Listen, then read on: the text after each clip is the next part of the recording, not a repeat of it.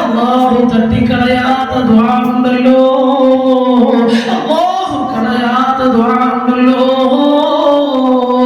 അല്ലാഹു റബ്ബുൽ ഇസ്സത്ത് ഒരിക്കലും പാഴാക്കാത്ത പ്രാർത്ഥനയുണ്ടല്ലോ. അത് ഉമ്മച്ചിയുടെ വാപ്പച്ചിയുടെ പ്രാർത്ഥനയാണ്.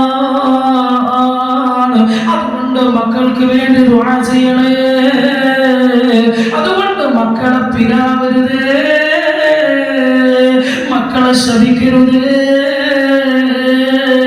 മക്കളെ ഒരിക്കലും നിങ്ങൾ ശപിക്കരുത്. നിങ്ങളുടെ വാക്കിന് മാതാവിനോടും പിതാവിനോടാണ് പറയുന്നത്. നിങ്ങളുടെ വാക്കിന് റബ്ബിന്റെ അരികിൽ വലിയ സ്ഥാനമാണ്. അതുകൊണ്ട് മക്കൾക്ക് വേണ്ടി ദുആ നടത്തണം, ധാരാളം പ്രാർത്ഥിക്കണം, അല്ലാഹുവിനോട് പറയണം, നാഥാ എന്റെ മകൻ ഗൾഫിൽ കഷ്ടപ്പെടുന്നുണ്ട്, എന്റെ മകന് ഷോപ്പിൽ നിന്നുകൊണ്ട് കഷ്ടപ്പെടുന്നുണ്ട്, നീ ബറക്കത്ത് കൊടുക്കണേ അല്ലാഹ്. ബിസിനസ് നടത്തുന്നുണ്ട് നാഥാ, എന്റെ മക്കളെ കഷ്ടപ്പെടുന്നുണ്ടല്ലോ.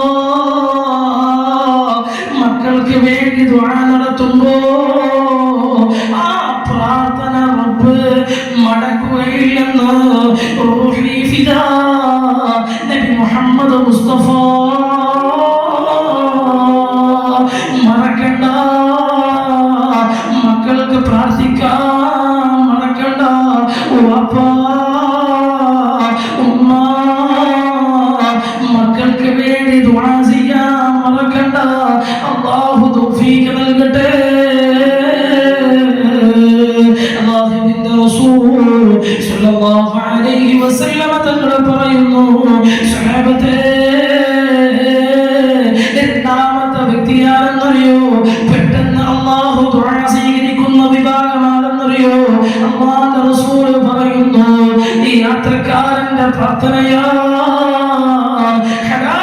യാത്ര ചെയ്യുന്നവരെ, നിന്റെ പ്രാർത്ഥനക്ക് വലിയ വിലയാ.